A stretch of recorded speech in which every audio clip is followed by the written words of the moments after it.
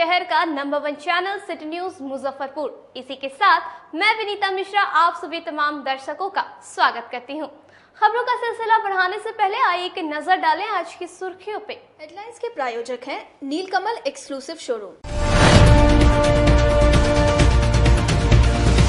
मुशहरी प्रखंड और बोछा पंचायत चुनाव की मतगणना हुई संपन्न, अधिकांश नए चेहरों की हुई जीत।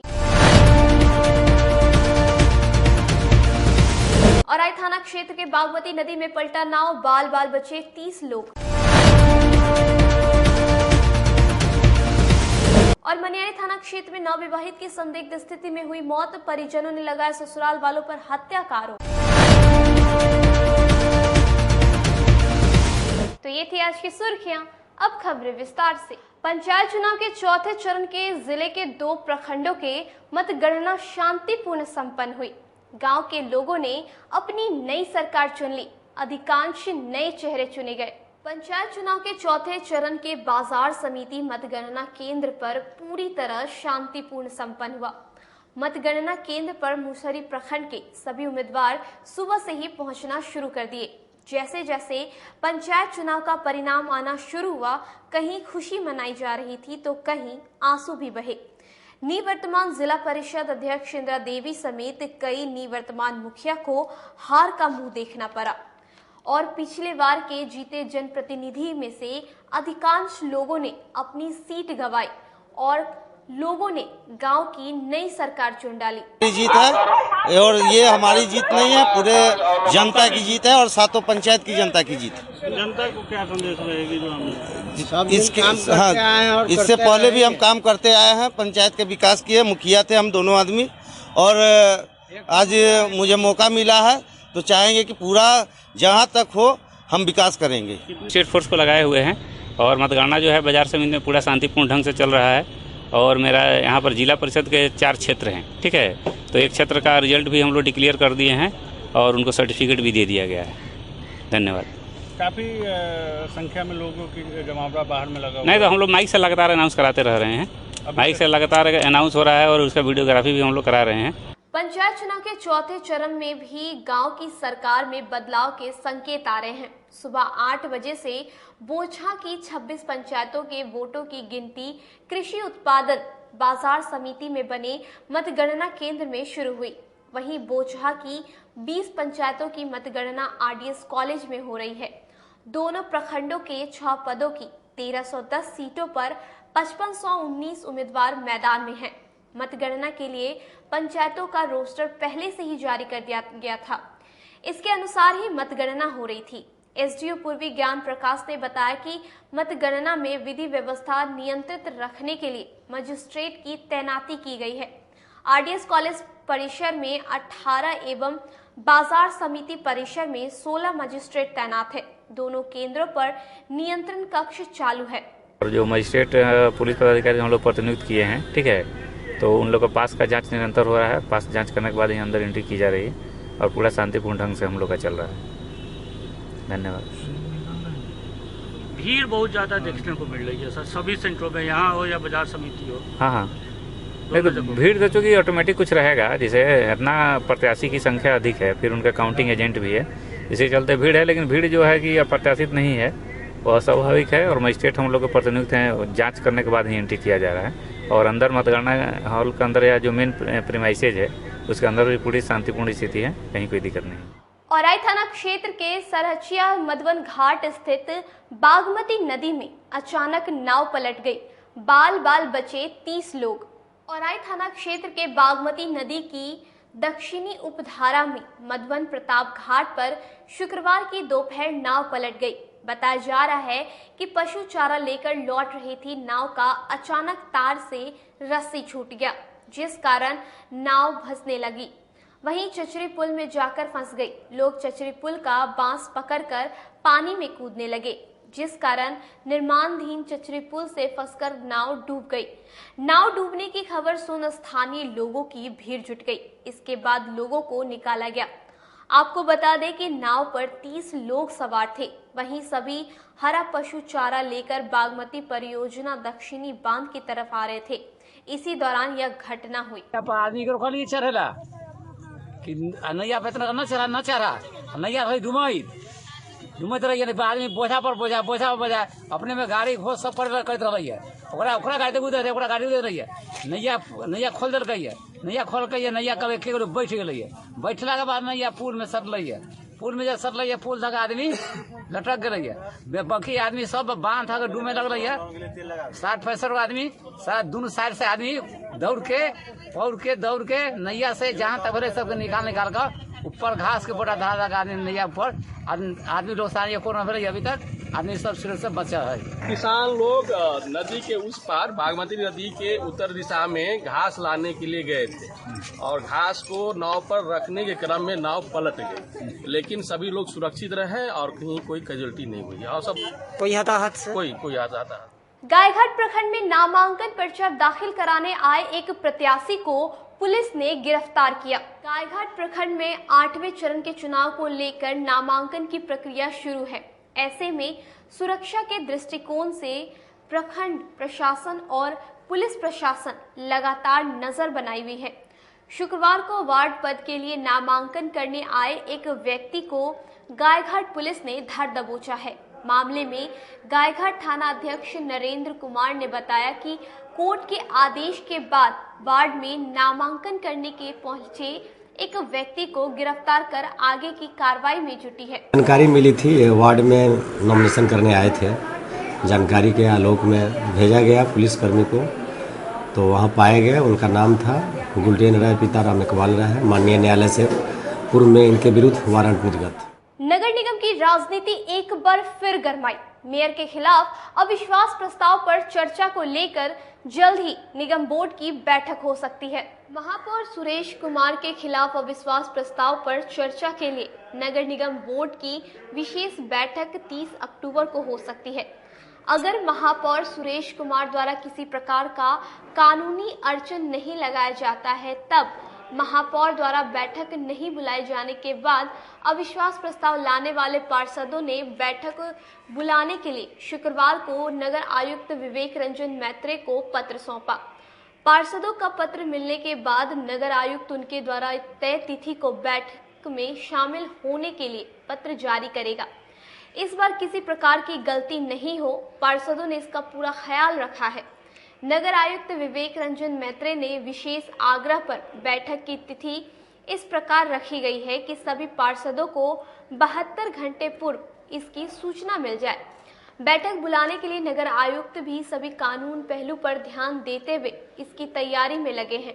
आपको बता दें कि 5 पार्षदों को 72 घंटे पूर्व बैठक की सूचना नहीं मिलने के कारण राज्य निर्वाचन आयोग ने 24 जुलाई को हुई अविश्वास प्रस्ताव की बैठक को अवैध घोषित कर दिया था और बैठक में विश्वास मत हार चुके सुरेश कुमार को नगर विकास विभाग ने फिर से महापौर बहाल कर दिया था। महापौर सुरेश कुमार अविश्वास प्रस्ताव की सूचना नहीं मिलने पर हवाला देकर पार्षदों द्वारा बुलाई गई बैठक को अवैध करार दे सकते हैं, लेकिन पार्षदों ने इसकी काट में कानून दस्तावेज रख सकते हैं। पार्षदों ने 11 अक्टूबर को महापौर के कार्यालय कर्मी को प्रस्ताव की कॉपी दी थी। कार्यालय कक्ष के दरवाजे पर प्रस्ताव की कॉपी चस्पा किया था। निबंधित डाक एवं ईमेल पर भी महापौर को प्रस्ताव की कॉपी भेजी थी। बैठक बुलाने के दाव पेच के साथ साथ महापौर समर्थक एवं विरोधी खेमे अपने संख्या बल को मजबूत करने में अभी भी लगे हुए हैं। महापौर विरोधी खेमा का नेतृत्व कर रहे पार्षदों ने कहा कि बैठक बुलाने के लिए तिथि का निर्धारण कर सभी पार्षदों का हस्ताक्षर युक्त पत्र तैयार कर लिया गया है। इसे शुक्रवार को नगर आयुक्त को सौंपा गया है। उसमें थोड़ा समय ज्यादा दिए हैं कि पिछली बार जो भूल हुई थी या जो भी टेक्निकल जो दिक्कत आई थी कि 72 घंटा पहले नोटिस नहीं मिल सकता है, माने मिला पार्षद को, जिसके कारण बैठक को फिर से करने की नौबत आई सरकार के आदेश पर। तो आज हम लोग 30 तारीख का डेट दिए हैं महापौर के खिलाफ अविश्वास प्रस्ताव की बैठक, विशेष बैठक बुलाने के लिए नगर आयुक्त को हम लोग रिसीव करवा दिए हैं। हमारे माननीय वार्ड पार्षद हम लोग के बड़े भाई गार्जियन राजीव कुमार पंकु जी चले गए थे तारापीठ, रात में लौटे हैं। इन्हीं के नहीं रहने के कारण जो है थोड़ा विलम्ब हुई। और आज नगर आयुक्त जी के आग्रह पर कि थोड़ा डेट बढ़ा दिया जाए कि हम लोग डाक वगैरह दे भेजने और माननीय पार्षद लोग को सूचना देने में सहूलियत हो, इसलिए जो है 29 से 30 कर दिया गया है। और हम तमाम वार्ड पार्षद एकजुट हैं और इस बार महापौर को पिछले बार भी हम लोगों ने हटाया था और इस चुनौती को स्वीकार करते हुए इस बार भी हम लोग जो है 29 तारीख को 1 बजे तक जो है उसको महापौर से हम लोग उतार देंगे। इन्हीं बातों के साथ अपनी बातों को समाप्त करता हूँ। नगर विधायक के अपील को भी खारिज कर दें आप लोग? नहीं, नगर विधायक की अपील वो किए थे, वो उनकी राजनीति है, वो अपना उनका एक अपना दायरा है, वो शहर में अपनी राजनीति, हम लोग को भी अपनी राजनीति जिंदा रखना है।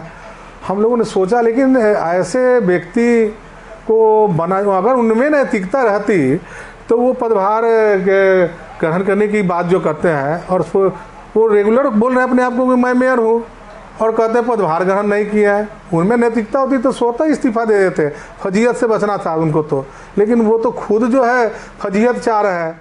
विश्वविद्यालय के हिंदी विभाग परिसर में कुलपति के द्वारा रामधारी सिंह दिनकर की प्रतिमा का अनावरण किया जाएगा, जिसको लेकर तैयारी की जा रही है। बाबा साहेब भीमराव अंबेडकर बिहार विश्वविद्यालय के हिंदी विभाग परिसर में शनिवार को स्थापित हो रही राष्ट्र कवि और पूर्व विभागाध्यक्ष रामधारी सिंह दिनकर की प्रतिमा का अनावरण विश्वविद्यालय के कुलपति प्रोफेसर हनुमान प्रसाद पांडे के द्वारा किया जाएगा।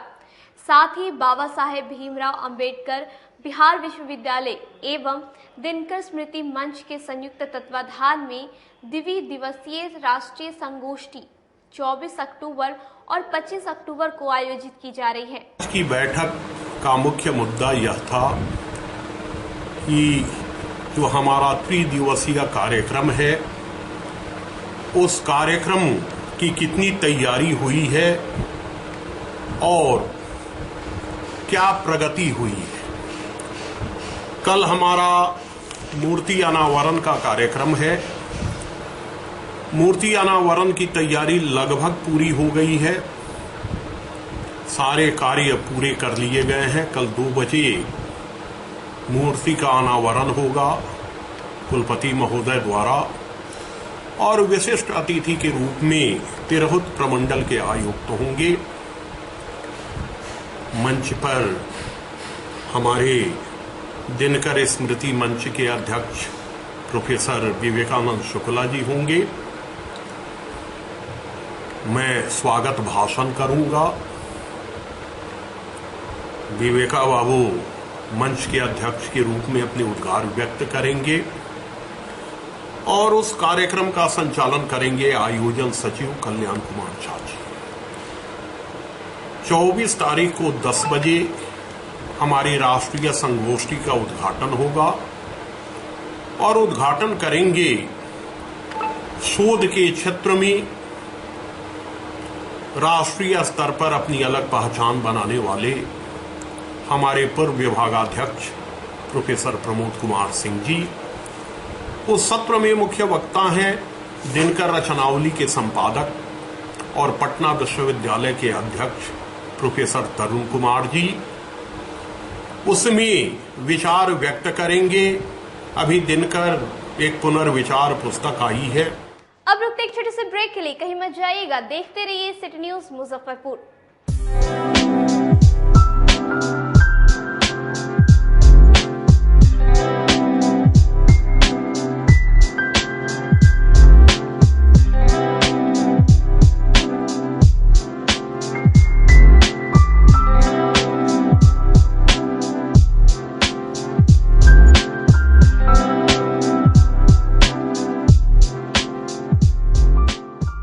फैशन की दुनिया में कदम से कदम मिलाकर चलना चाहते हैं, वो भी कम बजट में, तो एक बार जरूर जाएं मोतीझील पूजा बाजार स्थित विकास कलेक्शन शोरूम में। यहाँ रेमन, पार्क, यूएस पोलो, मुफ्ती शर्ट, ब्लैकबेरी के एक्सक्लूसिव रेंज उपलब्ध हैं। इसके अलावा सियाराम के कोट पैंट, ब्लेजर और शेरवानी भी उपलब्ध है। सभी ब्रांड में 1 पीस के खरीद पर 20% तथा 2 पीस के खरीद पर 30% की विशेष छूट दी गई है। तो हमारे यहाँ एक बार अवश्य पधारे। हमारा पता है विकास कलेक्शन, बीबी कॉलेजिएट स्कूल के अपोजिट पूजा बाजार, मोतीझील। हमारा संपर्क नंबर है 9835 104722। हाँ, पहले आप लोग का नमस्कार। मेरे यहाँ विकास गारमेंट जो पूजा मार्केट मोतीझील में है, लगन के शुभ अवसर के लिए कोट पैंट, ब्लेजर, विंटर के जैकेट, स्वेटर, मतलब सब चीजें, शेरवानी, अंडर गारमेंट, सारे सब ब्रांड में, टी शर्ट भी सब वो है, और राउंड में टी शर्ट है, गोल गला में टी शर्ट है, सभी तरह का ब्रांड है। और सबसे अच्छा ये है कि हम कर देते रहते हैं। अभी मोस्टली अब आ गया है आपके अपने शहर में उत्तर बिहार का पहला नीलकमल एक्सक्लूसिव शोरूम। नीलकमल इंडिया की फेवरेट फर्नीचर ब्रांड है। इस कंपनी के सभी रेंज एक ही छत के नीचे आपको मिलेगी। होम फर्नीचर, ऑफिस फर्नीचर की सभी रेंज यहाँ पे उपलब्ध है। कंपनी का एक्सक्लूसिव शोरूम होने के कारण 40% तक की विशेष छूट यहाँ मिल रही है। इसके अलावा 0% इंटरेस्ट के साथ बैंक से फाइनेंसिंग की भी सुविधा उपलब्ध है। तो देर मत कीजिए, एक बार हमारे यहाँ अवश्य पधारें।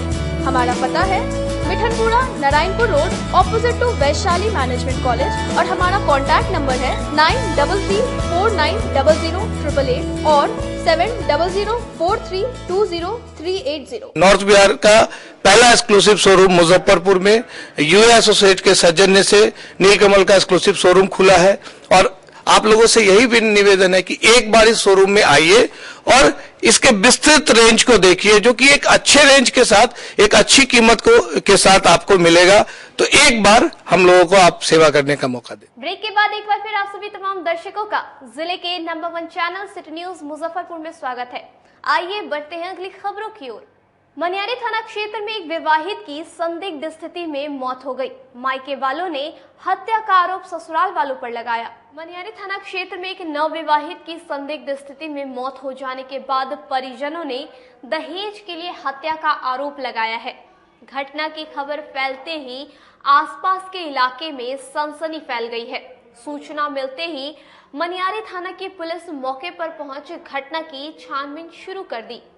छानबीन के बाद पुलिस ने शव को कब्जे में लेकर पोस्टमार्टम के लिए एसकेएमसीएच भेज दिया है। फिलहाल मामले में पुलिस का कहना है कि आवेदन के बाद कार्रवाई की जाएगी।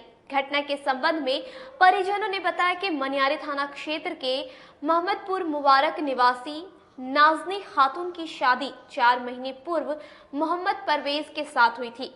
शादी के बाद से ही मृतक के पति ने मृत महिला पर दहेज के लिए दबाव बनाना शुरू कर दिया था। साथ ही मृतिका को प्रताड़ित करना भी शुरू कर दिया था, जिसके बाद ससुराल वालों ने इस घटना को अंजाम दिया है। नगदी तनका कम था, 1 लाख नगदी, 1.5 लाख मांगल था, तो 1 लाख नगदी हम लोग दिए हैं, 50,000 और मांग रहा है, या सोना की चैन मांग रहा है, वही नहीं दिए है ना हम लोग, इसीलिए अंगूठी यही सब नहीं दिए हैं। तो इससे मांगा है, तो ये बोला है कि मंगाएंगे धीरे धीरे, बस वही वजह से मार दिया है। कैसे मारा है?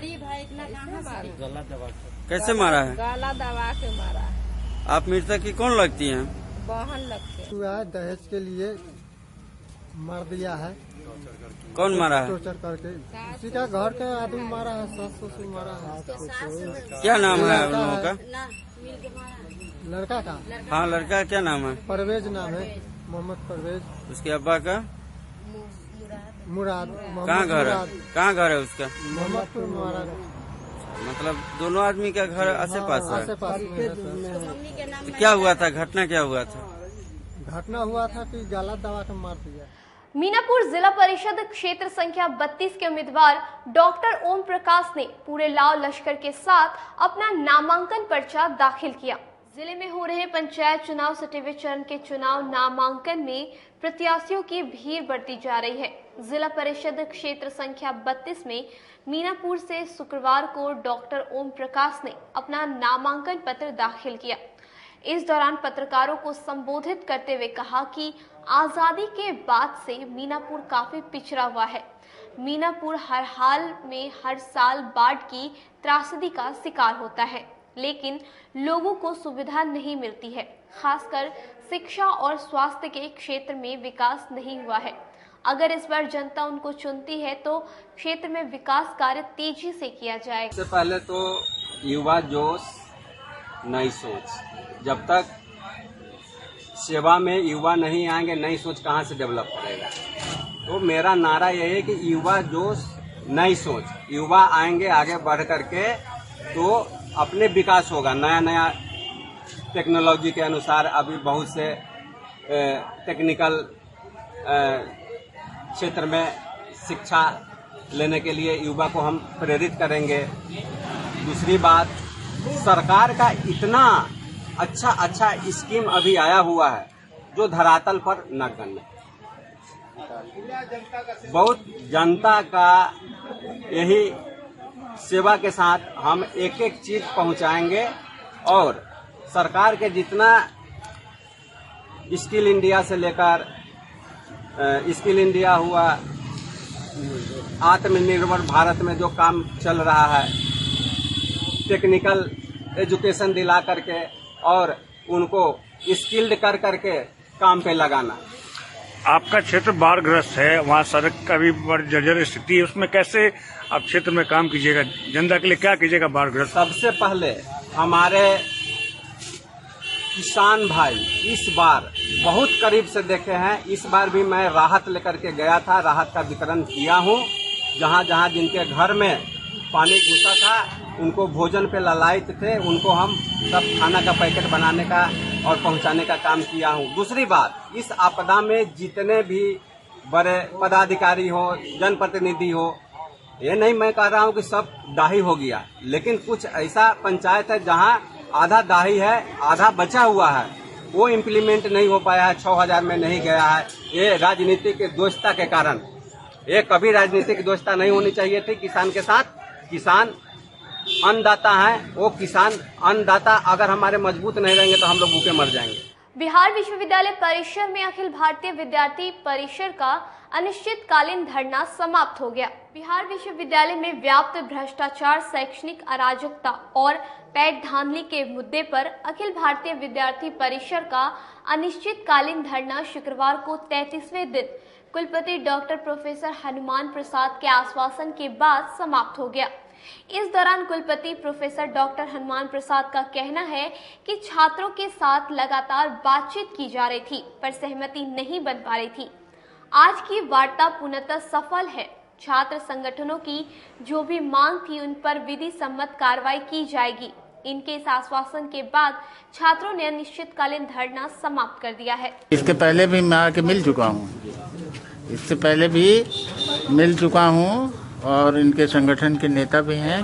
कई राउंड इनसे वार्ता भी हो गई है, लेकिन सहमति हमारी तरफ से तो पूरी सहमति हो गई थी, लेकिन अब इन लोगों को कहीं कंफ्यूजन था या मिसकम्युनिकेशन था, जिससे कि इन लोगों को इतना कंटिन्यू करना पड़ेगा। अदरवाइज तो हम लोगों की वार्ता 3-4 दिन के भीतर ही हर मुद्दे पे बहुत सक्सेसफुली हो गई थी।